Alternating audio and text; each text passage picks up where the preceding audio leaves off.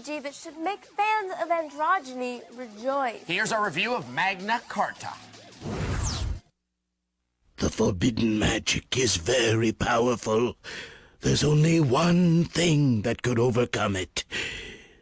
The Magna Carta. No, not the famous British document meaning Great Charter. In the RPG world, the Magna Carta is a powerful magic.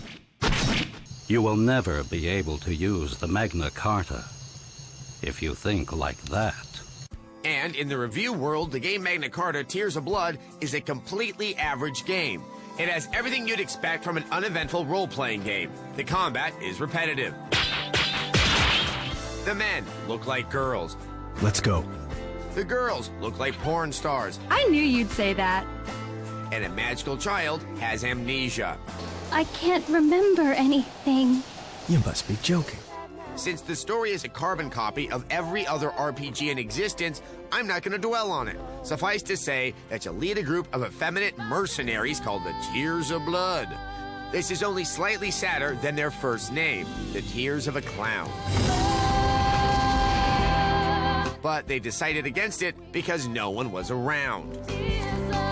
So while Ziggy Stardust and the Spiders from Mars run around bringing justice to the land, you'll notice a few differences from other RPG titles.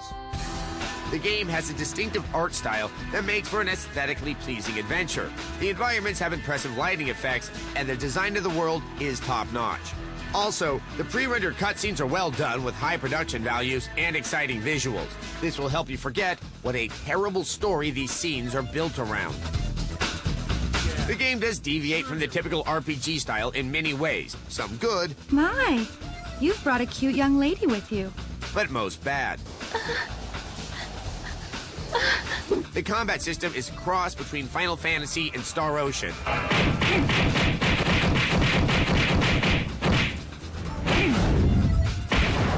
In the battle screen, you'll be given an overhead view of the action and the ability to control only one player at a time. The other members of your party will remain lifeless, forcing you to wisely choose player positioning. This unusual style of combat will keep you on your toes more often than most role-playing games. But since there are countless battles, that isn't necessarily a good thing. It was over before it started. Magna Carta has an added feature when attacking.